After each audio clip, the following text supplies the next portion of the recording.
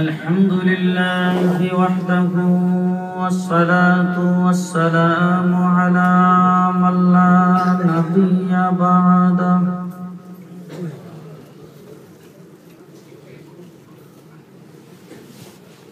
أما بعد فأعوذ بالله من الشيطان الرجيم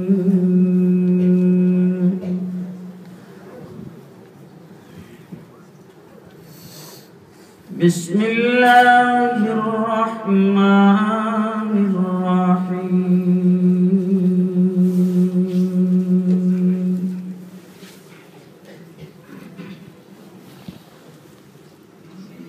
هو الذي أرسل رسوله بالهدى ودين الحق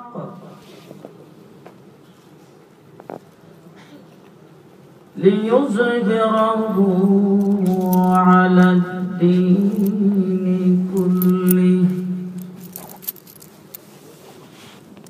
وكفى بالله شهيدا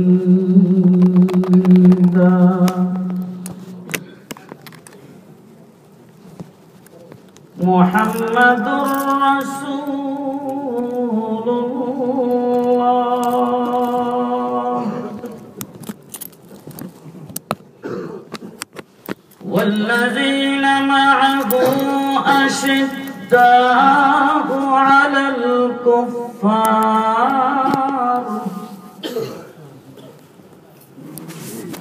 رحماء بينهم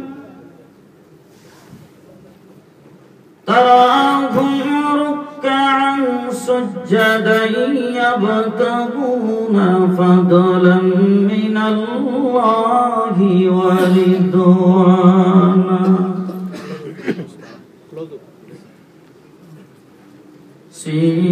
سيماهم في وجوههم من أثر السجود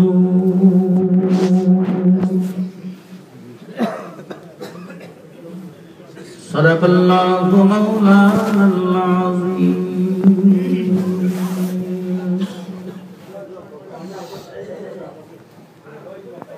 وقال رسول الله صلى الله عليه وسلم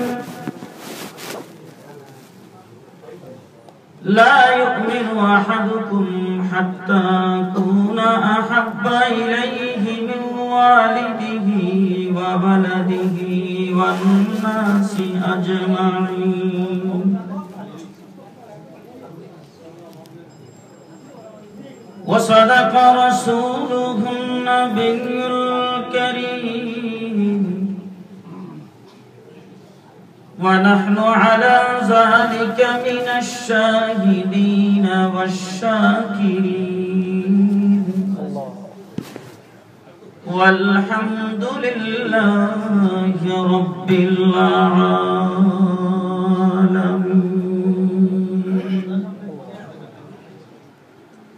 اللهم صل على محمد وعلى آل محمد كما صليت على إبراهيم وعلى آل إبراهيم إنك حميد مجيد اللهم بارك على محمد وعلى آل محمد كما باركت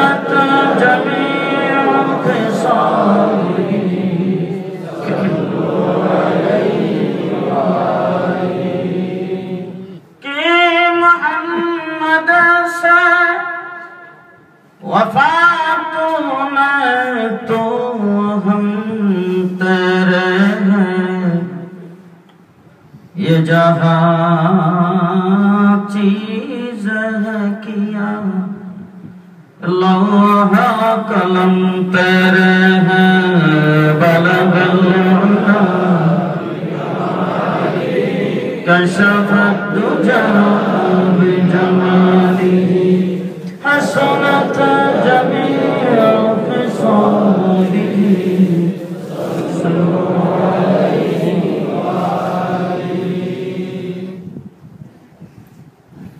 सदर अजलास मुअज़्ज़ज़ हज़रात उलमा इकराम उपस्थित नबी प्रेमिक बरादरान इस्लाम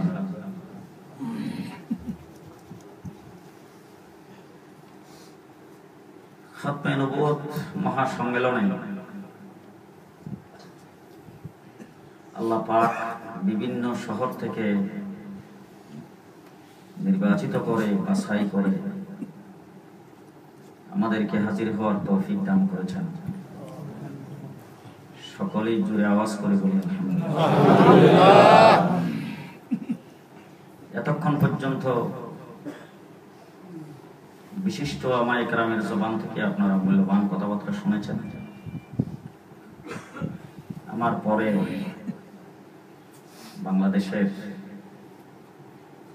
স্বনামধন্য বুজুর্গান দ্বীন উলামায়ে কেরাম এখানে তাশরীফ এনেছেন, উপস্থিত হয়েছেন। ওনারা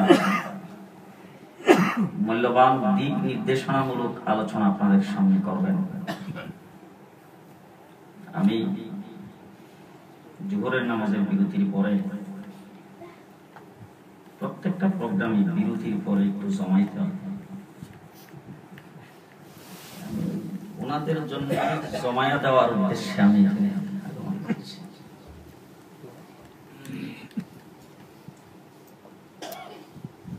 আপনারা দেখবেন কোথাও যদি মাল না থাকে, আমাদের বাংলাদেশের দোকানপাট কোনো বাড়িঘর মাল যেখানে থাকে না সেখানে দরজা খুলে ঘুমাই আছে, দরজা খুলে থুয়ে চলে গেছে, মাল নাই, চোরেরও ভয় নেই। যেখানে মাল নাই সেখানে চোর যায় না, শাটার খুলে দারোয়ান নাই, কোন পাহারাদার নাই। আর মাল যেখানে আছে সেখানে দেখবেন যে দরজা যে লাগায়, লাগাইছে শাটার, শাটারের বাইরে আবার কেসি গেট, এরপর আবার দরজা একজন দারোয়ান খাড়া। যেখানে মাল সেখানে চোর ডাকাতি। কথা বুঝতেছেন? মাল যেখানে নাই সেখানে চোর, যেখানে মাল আছে সেখানে চোর আছে। আমাদের বাংলাদেশটা ইসলাম এবং মুসলমানের আল্লাহ আল্লাহ রাসূলের মাল আছে। আল্লাহ রাসূল যেই মাল নিয়ে পৃথিবীতে আগমন করেছেন সেই মালে ভরপুর বাংলাদেশ।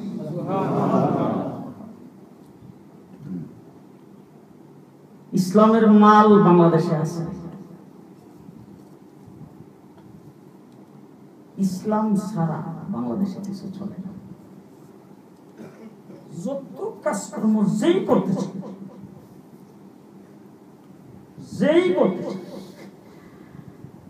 শাহবাগেও কিন্তু ওরা টুপি মাথায় দিছে, উপায় নাই।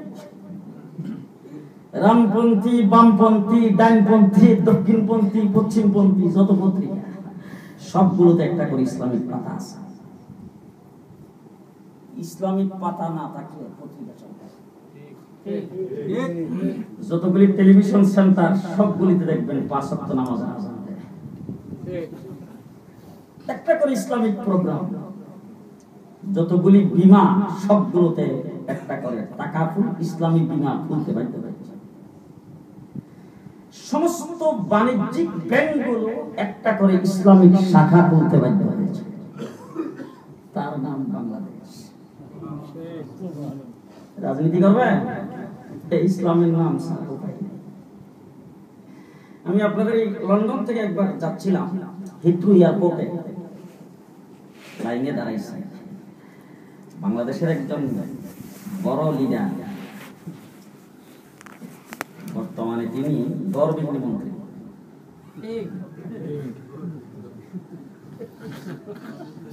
আপনাদের বৃহত্তর সিলেট অঞ্চলেই বাড়ি। বাবু সুরজিৎ সেনগুপ্ত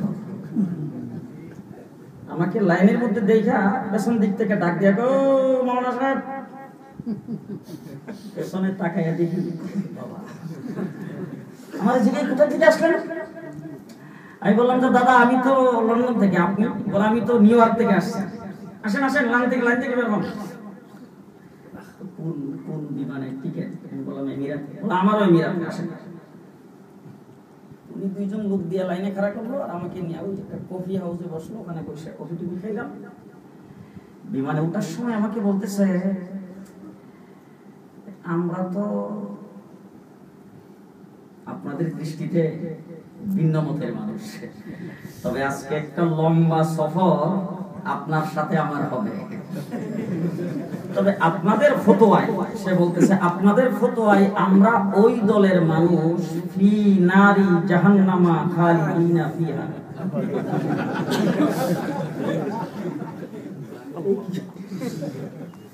কোরআনের আয়াত মুখস্থ। বাংলাদেশের বর্তমান যিনি মহামান্য রাষ্ট্রপতি, তার এলাকায় একবার ওয়াজ করতে গেলাম। ওয়াজের মজলিসে গেছি, আমার আগে যিনি পরিচালনা করে উনি এসে বলতেছে, হুজুর এই আমাদের এখানে একজন রাজনৈতিক লিডার আসছেন, ওনাকে আপনার আগে বিষয় বলতে দেওয়া দরকার। ঠিক আছে, উনি হিন্দু, ওনাকে সৌজন্যমূলক কিছু বলার জন্য দিছে। উনি মাইকের সামনে দাঁড়াই বলতেছেন, লাকুম দীনুকুম ওয়ালিয়া দীন।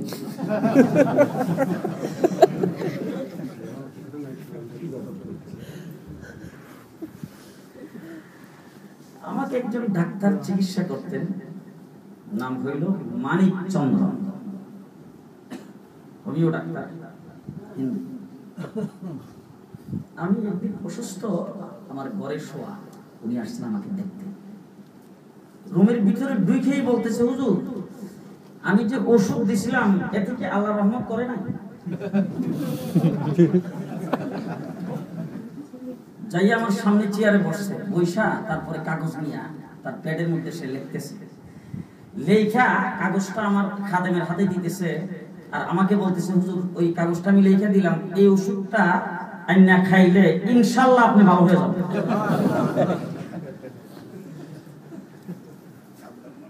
কিছুক্ষণ পরে আমারে বলতেছে, হুজুর এজাজত দিলে উঠতাম। এজাজত কার?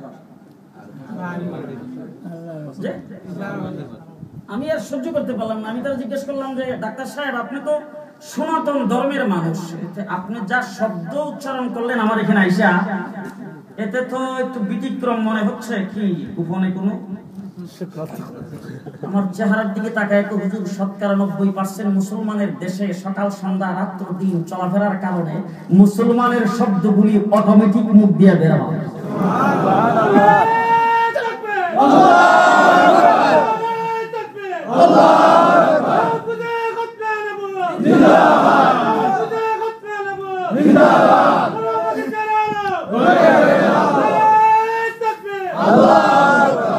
মুসলমানেরা, আমি আসলে আপনারা যেহেতু বাংলাদেশ এবং বাংলাদেশের জন্য আপনাদের খুব দরদ, সেই স্বাধীনতা যুদ্ধের থেকে শুরু করে পর্যন্ত প্রত্যেকটা কাজে আপনাদের খুব দরদ মানে প্রকাশ হয়েছে। এই জন্য আমি দেশটাকে আগে চিনাইতে চাচ্ছি, বাংলাদেশ কাকে বলে।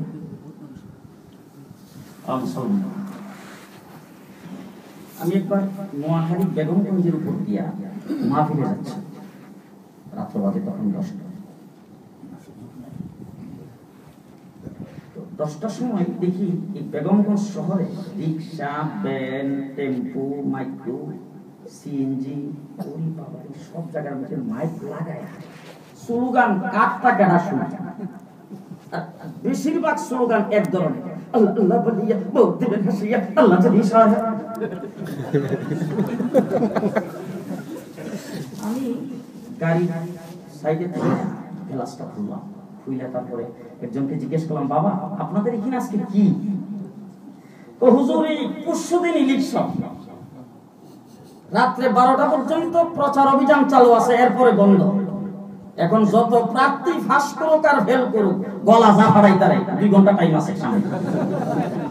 আচ্ছা ভালো কথা, এই জিজ্ঞাসা করতেছি এমন সময় দেখি আমার গাড়ির সামনে একটা সিএনজিতে তাগড়া একটা নওজোয়ান ছেলে পাগলের মতো স্লোগান দিতে আসতেছে, আল্লাহ আল্লাহ বলিয়া ভোট দেবেন হাসিয়া, আল্লাহ যদি সহায়। এরকম করে দিকে তাই আমার গাড়ির সামনে থামছে। থামা মাত্রই দেখি ওই আইল্যান্ডের উপরে রাস্তার কিনারে একজন লোক খাড়া। এই লোকটা ওই মাইকিং করতেছিল, যে ছেলেটারে ডাক দিতেছে, দত্ত দত্ত। আমি গাড়ির দরজা খুললাম, নাই মা নামছি পরে কয়েকজন লোক এসে আমাকে ধরে, হুজুর আল্লাহ আল্লাহ হুজুর আজকে কোথায় যাবেন? হুজুর একটু চা খান, হুজুর একটু নাস্তা করেন, হুজুর যাবেন কোথায়? এরকম জিজ্ঞেস। আমি জিজ্ঞেস করলাম যে না আমার চা খাওয়ার সময় নাই। এই যে ছেলেটা স্লোগান দিতে আসলো, ওরে চিনেন? একজন এটাকে হুজুর একটা হিন্দু ছেলে, ওরে 400-500 টাকা দিলে সারাদিন এরকম চিল্লা। আচ্ছা হিন্দু ছেলে স্লোগানটা কি দিল? ভগবান ঘুমাই গেছেন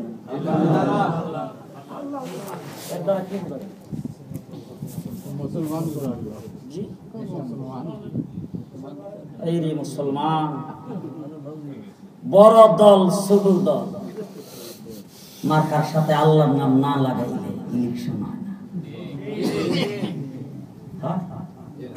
ইলেকশন লা ইলাহা ইল্লাল্লাহ, দানের শেষে বিসমিল্লাহ, লা ইলাহা ইল্লাল্লাহ, নৌকার মালিক তুই আল্লাহ।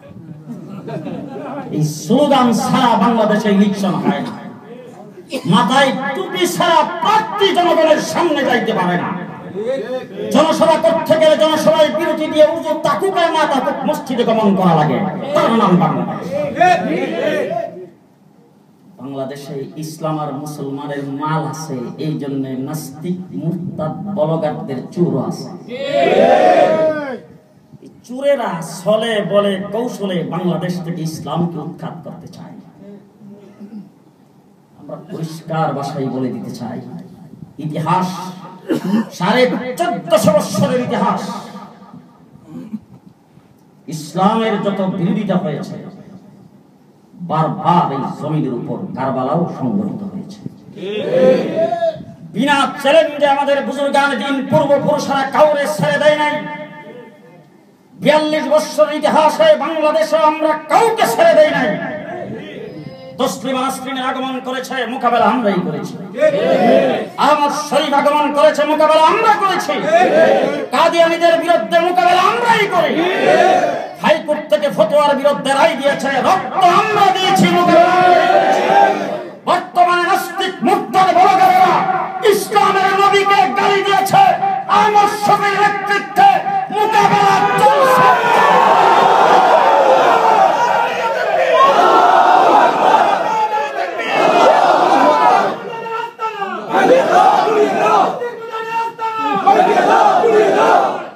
মুসলমান, আমি পরিষ্কার ভাষায় একটি কথা আপনাদের সামনে বলে যাচ্ছি। আমার আওয়ামী লীগ, বিএনপি, জাতীয়তাবাদী দলের ভাইরা, মেহেরবানি করে আল্লাহর হস্তে আমাদের কাউকে ভুল বুঝবেন না। ইসলামী আন্দোলন, হেফাজতে ইসলামের আন্দোলন কাউকে ক্ষমতায় বসাইবার জন্য নয়, কাউকে ক্ষমতার থেকে নামাইবার জন্য নয়। আন্দোলন নিছক ইমানি আন্দোলন। এই আন্দোলনে আমরা ময়দানে কেন নেমেছি? মুহাম্মদুর রাসূলুল্লাহ সাল্লাল্লাহু আলাইহি ওয়াসাল্লামকে এমন ভাষায় গালি দেওয়া হয়েছে, যেই গালি 1400 বছরের ভিতরে কেউ নেই। কোন নাস্তিক, মুরতাদ, ইহুদি, খ্রিস্টান 1400 বছরের ভিতরে আল্লাহর নবীকে গালি দেয় নাই, যেই গালি নাস্তিক, মুরতাদ বলগারেরা বাংলাদেশে বসে বলগের মাধ্যমে দিয়েছে। আমার নবী মুহাম্মদুর রাসূলুল্লাহ নামটা পর্যন্ত বিকৃত করে বলা হয়েছে আহমক। আহমক মুহাম্মদ নামটাকে বিকৃত করে বলছেন মোহাম্মদ। আহমদ শব্দের অর্থ হলো প্রশংসাকারী, মুহাম্মদ শব্দের অর্থ হলো প্রশংসিত। আমার রাসূল সাল্লাল্লাহু আলাইহি ওয়াসাল্লাম রূহের জগতে ছিলেন প্রশংসাকারী। আমার রাসূল সাল্লাল্লাহু আলাইহি ওয়াসাল্লামকে আল্লাহ পাক তৈরি করেছেন সকলের আগে। রাসূল বলেছেন, আমি তখন নবী ছিলাম যখন হযরতে আদম পানি এবং মাটিতে মিশ্রিত অবস্থায় ছিল। সুবহানাল্লাহ। হুজুর বলেছেন, আফদালু মা খালাকাল্লাহু নূরি, আল্লাহ পাক আমার নূরকে সর্বপ্রথম তৈরি করেছেন। মুহাম্মদুর রাসূলুল্লাহ সাল্লাল্লাহু আলাইহি ওয়াসাল্লামকে সর্বপ্রথম তৈরি করে সেই দুনিয়াতে আসার আগ পর্যন্ত আল্লাহ পাকের দরবারে রাসূল ছিলেন প্রশংসাকারী।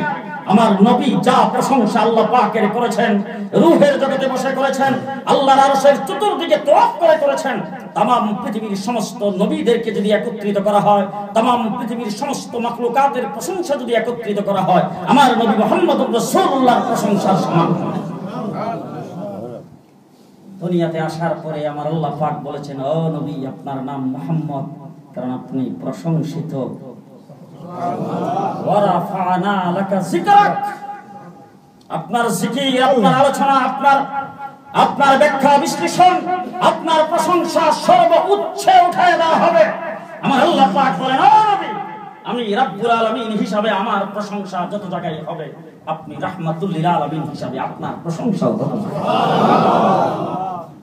ওয়া রাফা'না লাকা যিকরাক, যেখানে হযরতে আদম আলাইহিস সালাম থেকে ঈসা আলাইহিস সালাম পর্যন্ত যত নবী আমি আল্লাহ পাক তৈরি করেছি, হযরতে ইউসুফ আলাইহিস সালামকে সর্বোচ্চ সৌন্দর্য দান করেছি, কুয়াত থেকে উঠায়া মিশরের বাদশা বানাইছি।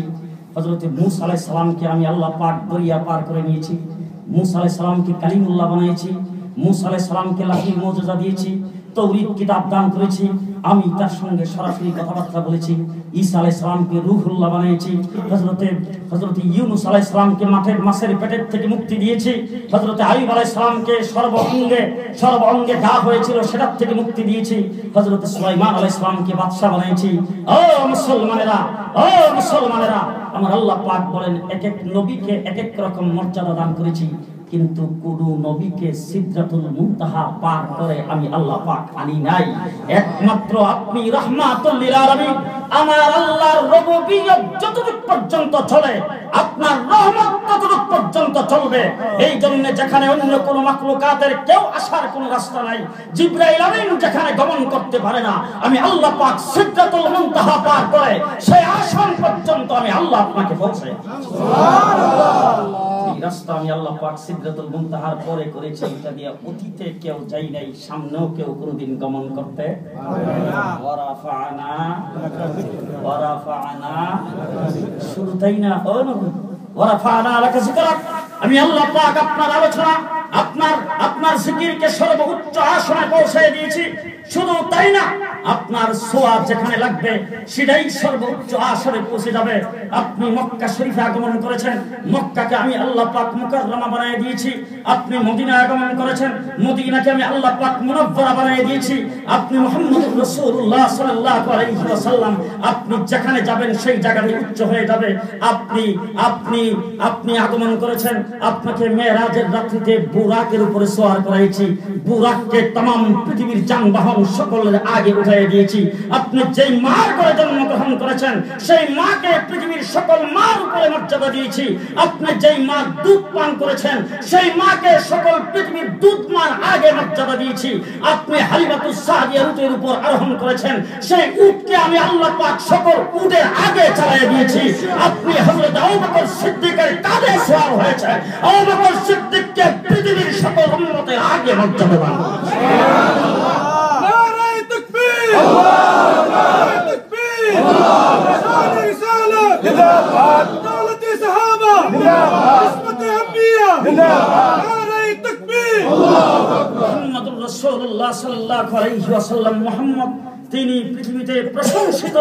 আজকে ইহুদির মুখে আমার নবীর প্রশংসা, আজকে খ্রিস্টানের মুখে আমার নবীর প্রশংসা।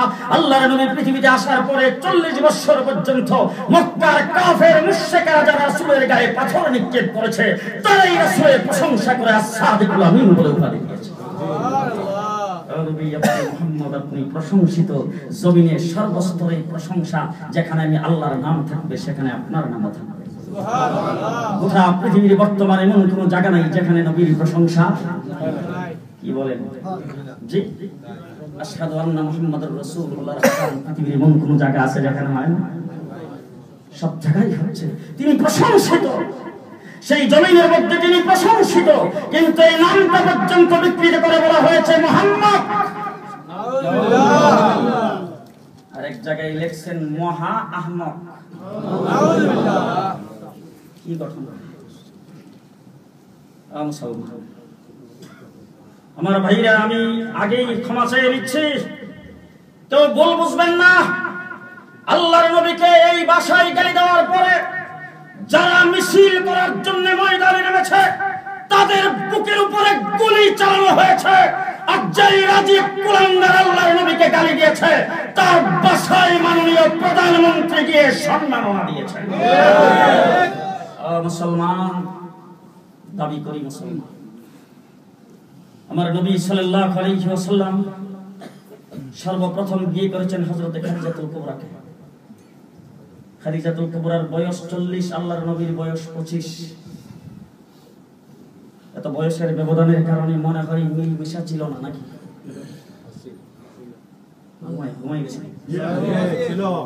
হযরত খাদিজাতুল কুবরার আল্লাহর নবীর সঙ্গে বোধহয় মিল মহব্বত ছিল না।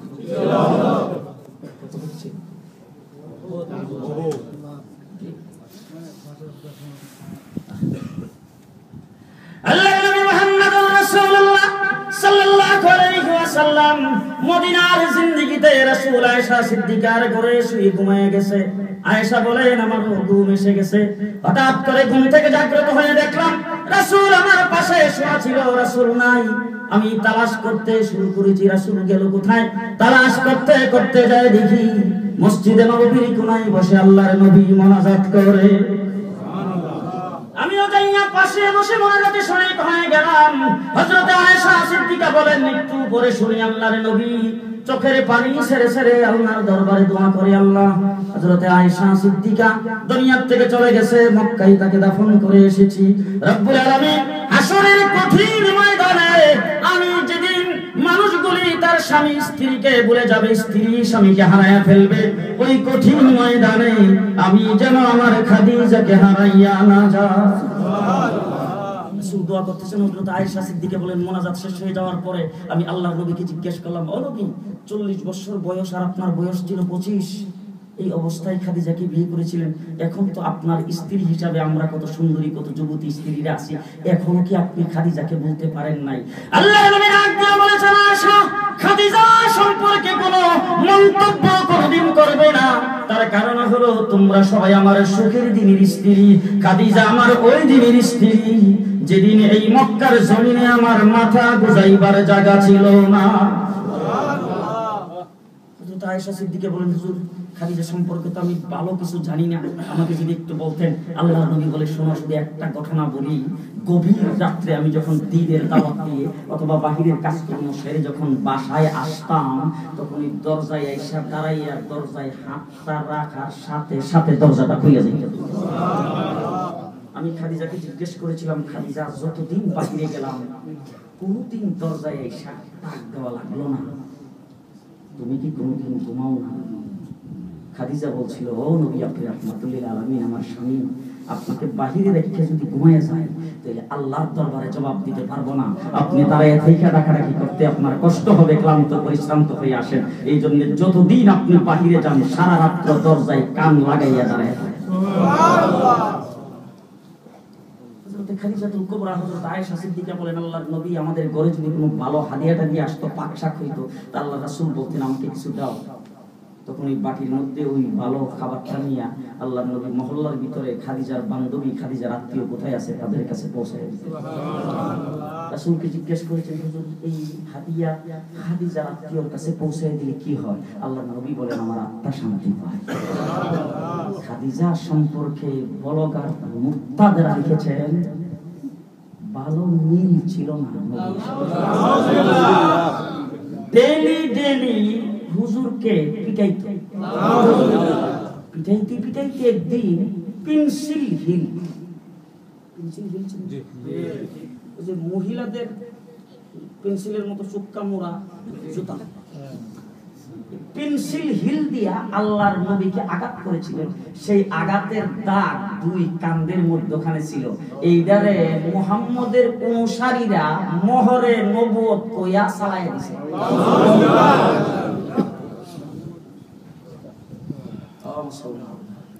আমি জিজ্ঞেস করতে চাই,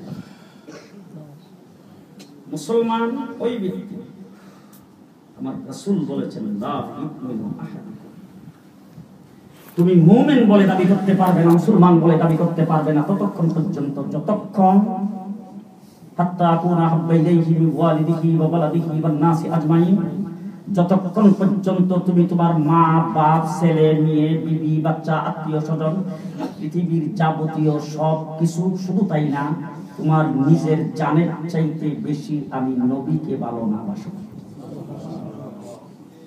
আমি জিজ্ঞেস করতে চাই, আপনি যেই দল করেন, দল কোনটা করেন সেটা আমার আপত্তি নেই, কিন্তু আল্লাহর নবীকে এই ভাষায় গালি দেওয়ার পরে শুধু চোখের পানি না অন্তরে রক্তক্ষরণ যার না হবে সেই ব্যক্তি মুসলমান হবে।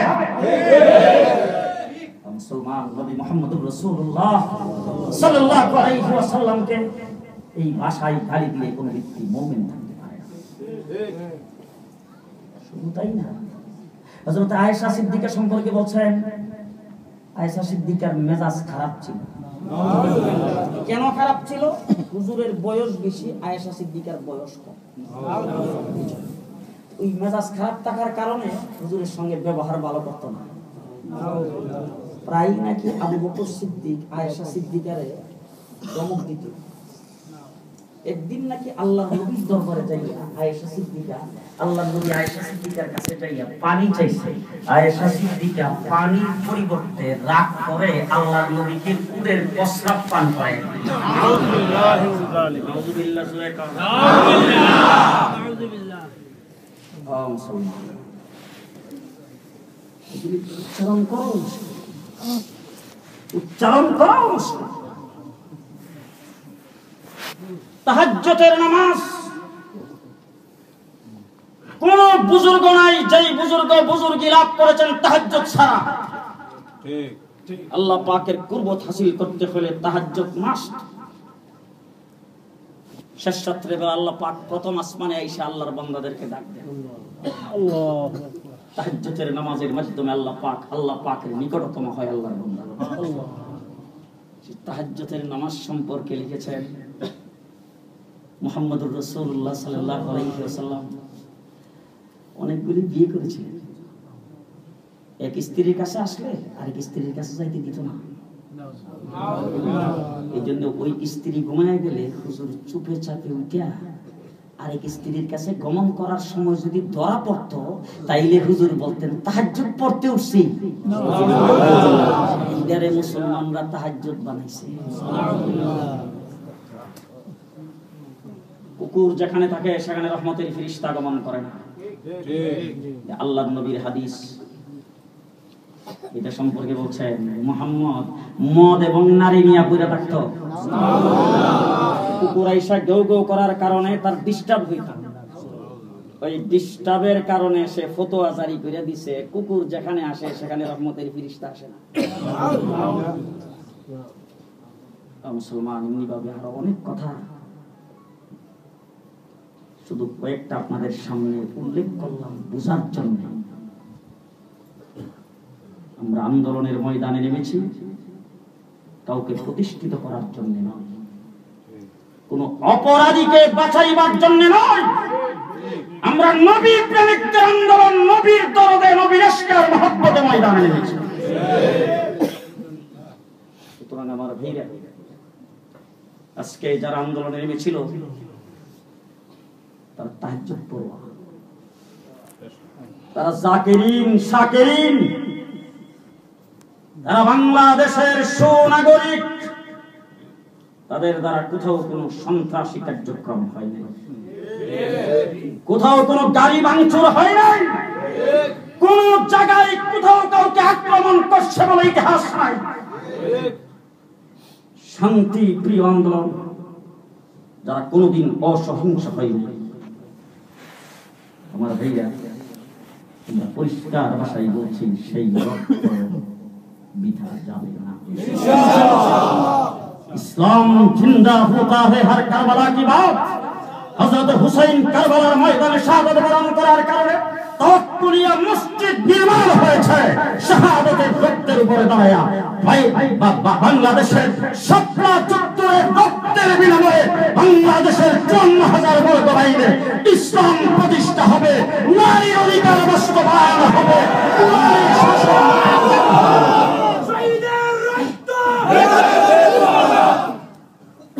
আমার শেষ কথা আমি আপনাদের কাছে আবারও বলতে চাই, ভুল বুঝবেন না, ভুল বুঝবেন না। আল্লামা আহমদ শফি সরাসরি হুসাইন আহমদ মাদানী রাহমাতুল্লাহ আলাইহির খলিফা, তিনি বলছিলেন আমি আমার শেখের সামনে বুখারীর সবকে সবসময় বসতাম, একদম বরাবর। উনি একদিন বুখারী খতমে বুখারীতে বলছিলেন, বুখারীর আগাত থেকে গোড়া পর্যন্ত পুরাটা আমি হরফান হরফান হযরত মদনী রাহমাতুল্লাহ আলাইহির কাছে পড়ছি। সুবহানাল্লাহ। সেই হযরত মদনী রাহমাতুল্লাহ আলাইহির খলিফা বুজুর্গি কথা হাটহাজারী মাদ্রাসার একজন বুজুর্গ মুহাদ্দিস স্বপ্ন দেখেছেন, আল্লামা আহমদ শফি যখন লং মার্চ ডাক দিয়েছেন তখন স্বপ্নে দেখেছেন আল্লাহর নবী সাহাবায়ে কেরামের জামাত নিয়ে আসতেছে। সুবহানাল্লাহ। তাকে জিজ্ঞেস করা হয়েছে, হুজুর কোথায় যাচ্ছেন? বলে আহমদ শফি লং মার্চের ডাক দিয়েছে, আমিও সেই লং মার্চে যাচ্ছি। সুবহানাল্লাহ। মুসলমান আমার ভাইরা, যাদের রক্ত ঝরেছে আল্লাহ যেন তাদেরকে শাহাদাতের মর্যাদা দেন, আমিন। এবং তাদের সেই রক্তের বিনিময়ে আল্লাহ যেন এই আন্দোলনকে কামিয়াব করে, আমিন। আল্লাহর প্রতি পূর্ণ আস্থা ও বিশ্বাস যেন স্থাপন হয়, নারীর অধিকার যেন বাস্তবায়ন হয়। আমরা নারীদেরকে চাকরির বিরোধিতা করে ময়দানে নামি নাই, আমরা নারীদেরকে ঘরে আবদ্ধ করে রাখার জন্য নামি নাই, নারীদের শিক্ষা থেকে দূরে সরাইবার জন্য নামি নাই। আজকে আমাদের সম্পর্কে বলা হচ্ছে গার্লস স্কুলগুলি বন্ধ হয়ে যাবে, গার্মেন্টসে যায় বলা হচ্ছে গার্মেন্টসগুলি সবগুলি বন্ধ হয়ে যাবে। তাদের এইগুলি বাস্তবায়ন হলে আমাদের হুজুর একটা কথা খুব সুন্দর বলছিলেন, আহমদ শফি সাহেব বলছিলেন যে আমাদের দেশের মাননীয় প্রধানমন্ত্রী মাথায় যেভাবে কাপড়টা দেয়, উনি যেভাবে লম্বা হাতার এই ব্লাউজ পরে, এরকম যদি সব মেয়েরা চলতো তাইলেও তো মোটামুটি হইতো। আমরা নারীর অধিকারের বিরোধী না, আমরা নারীদেরকে ঘরে আবদ্ধ করে রাখতে চাই না। নারীরা কাজে থাকবে, নারীরা শিক্ষা অর্জন করবে, ইঞ্জিনিয়ার হবে, ডাক্তার হবে, গার্মেন্টস চলবে, চাকরি নকরির অফিস আদালত চলবে, তবে অবাধ মিলামিশা চলবে না। শাহবাগের মতো জায়গায় সেখানে আস্তানা গেড়ে রাত্র দিন 24 ঘন্টা যেইভাবে অবাধ মিলামিশা হচ্ছে, এই অধিকার নারীদেরকে দেওয়া হবে না। বিল্ডিং দোষে নারী মারা যাবে, তাদের কোনো প্রতিকার হবে না। আগুন দিয়ে পয়লা মারা যাবে, এসিড নিক্ষেপ করা হবে, এক্সপ্রেশন করে তাদেরকে বিরক্ত করা হবে। এই ধরনের অবস্থা নারীদের বেলায় চলবে না। সে আন্দোলন আমাদের আন্দোলন, নারী অধিকারের বিরোধী নয়। আমার ভাইরা, আমি এই কথাগুলি মধ্যখান দিয়ে আপনাদের সামনে বললাম। ওয়াজের জাহাজ এসে বসে আছে, এখনই খালাস হবে, আপনারা শান্তশিষ্ট ভাবে বসেন, ওনারা ওয়াজ করবেন। আল্লাহ তাবারক ওয়া তাআলা হ্যাঁ আমাদের এই আন্তর্জাতিক মজলিসে তাহফুজে খতমে নবুয়ত বাংলাদেশ, কি যে বলবো, ওই সব কথা বলে ফেললে আবার মাওলানা নুরুল ইসলাম সাহেব, জুবাইর আহমদ আনসারী সাহেব, ওনাদের জন্য কিছু রাখা দরকার। কাদিয়ানী নেতা আব্দুল আওয়াল সাহেব, তারপরে কাদিয়ানী নেতা আরেকজন মেজর কি জানি না, ওইটা মেজর জেনারেল আমদাদ সাহেব। আপনারা আমাদের আগে দেখেন, আমি অনেক সময় বাংলাদেশে এখানে আসার পরে ফোন করে বলি, যাই আজকের পত্রিকায় আজকে কিন্তু এই খবর আসছে, এরা কোথায় কেমনে জানবে? আমরা জানি আপনাদের আগে। ওই শাহবাগের ওই স্টেজে ওই আব্দুল আওয়াল সাহেব আর আমদাদ হোসেন সাহেব এক জায়গায় বসাছে, এবং আমার কাছে কিছু খবর আছে যে ওখানে যে তারা রাত্র দিন তাকে খাইকো, এই সব মানে কাদিয়ানীদের ওখান থেকে সাপ্লাই দেওয়া। কাদিয়ানীরাও তাদের এই আন্দোলনে ওলামায়ে কেরামের বিরুদ্ধে তাদের সঙ্গে সংযোগ আছে। কাদিয়ানীদের বহুমুখী ষড়যন্ত্র, কাদিয়ানীদের। হযরত মাওলানা ওবাইদুল হক রাহমাতুল্লাহি আলাইহি এই আন্তর্জাতিক তাহফুজে খতমে নবুয়ত করে বাংলাদেশে যে আন্দোলনের সূচনা করেছিলেন, এই আন্দোলনের কারণে আজকে কাদিয়ানীরা কোণঠাসা হয়ে আছে, নতুবা বাংলাদেশের অবস্থা খুব খারাপ ছিল। আপনাদের এখানে প্রতি বছর আলহামদুলিল্লাহ এই ধরনের সম্মেলন হয়, ইংল্যান্ডের আরো অনেক জায়গার মধ্যে এই সম্মেলন হয়। এইখানেও কার্যক্রমের জন্য টাকা পয়সা কিছু লাগে।